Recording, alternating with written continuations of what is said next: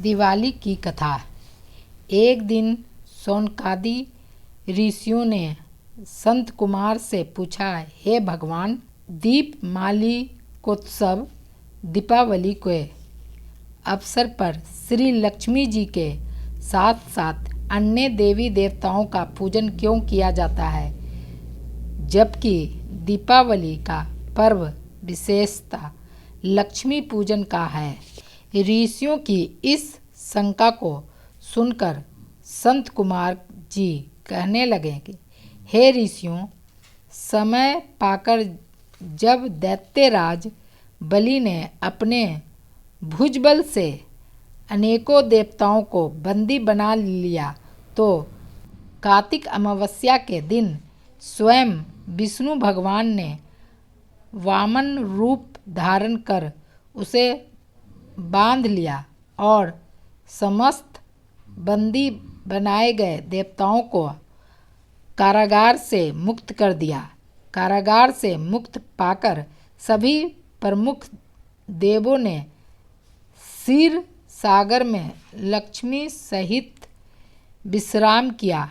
इस कारण दीपावली के दिन लक्ष्मी पूजन के साथ साथ अन्य देवताओं के पूजन तथा शयन की भी व्यवस्था करानी चाहिए।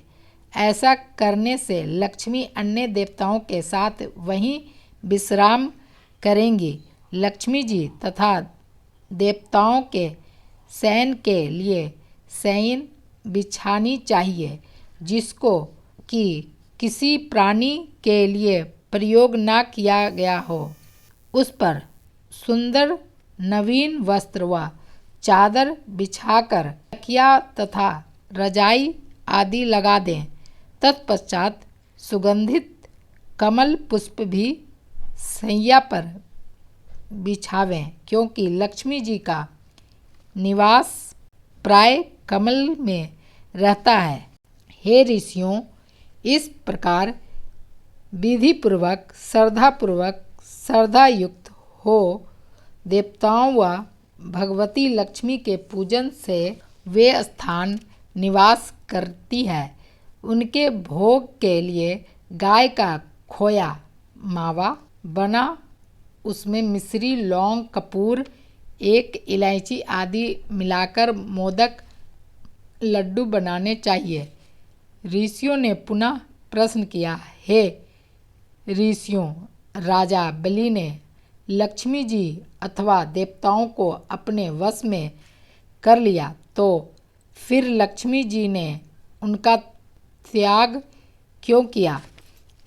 संत कुमार जी ने उत्तर दिया, हे ऋषियों, एक बार एक देवराज इंद्र से भयभीत होकर राजा बलि कहीं जा छिपा, तो इंद्र ने उसे ढूंढने का प्रयत्न किया। तब इंद्र ने देखा कि बलि एक खाली घर में गधे का रूप बनाकर समय व्यतीत कर रहा है। इंद्र के वहां पहुंचने पर बलि से उसकी बातचीत होने लगी। बलि के तत्व ज्ञान का उपदेश देते हुए काल समय की महत्ता समझाई। देवराज इंद्र और दैत्यराज बलि ने बातचीत चल रही थी कि उसी समय दैत्यराज के शरीर से अत्यंत दिव्य वाली स्त्री निकली।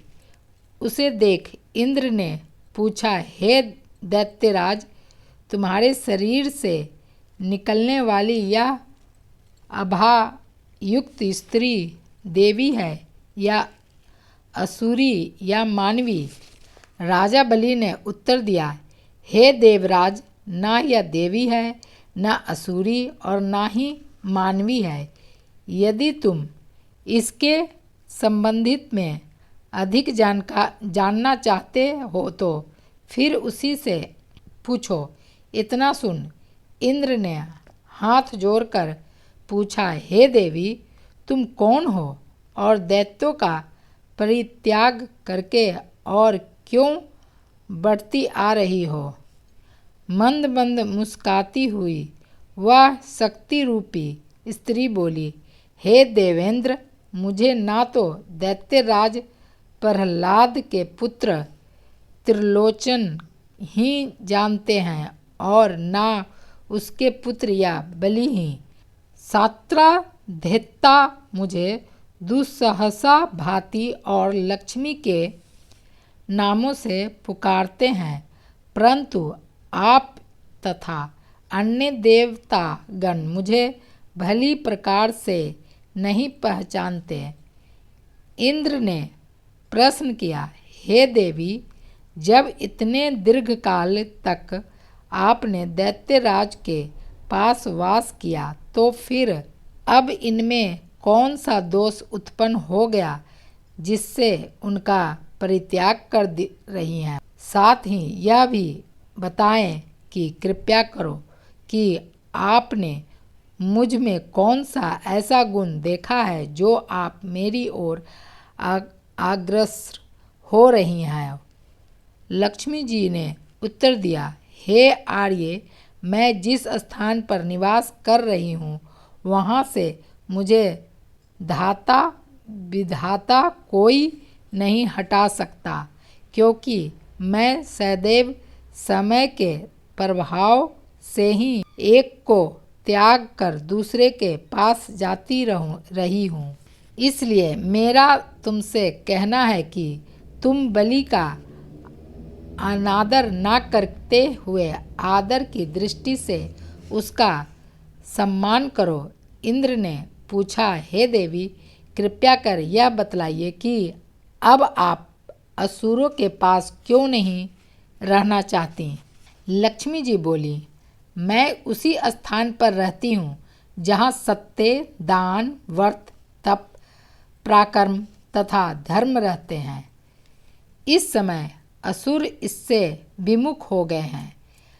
प्रभु काल में यह सत्यवादी जितेंद्रियां तथा ब्राह्मणों के हितैषी थे, परंतु अब ये ब्राह्मणों से दोष करने लगे हैं, झूठे हाथों घृत छूते हैं और अवक्षय भोजन करते हैं। साथ ही धर्म की मर्यादा तोड़कर विभिन्न प्रकार के मनमाने आचरण करते हैं।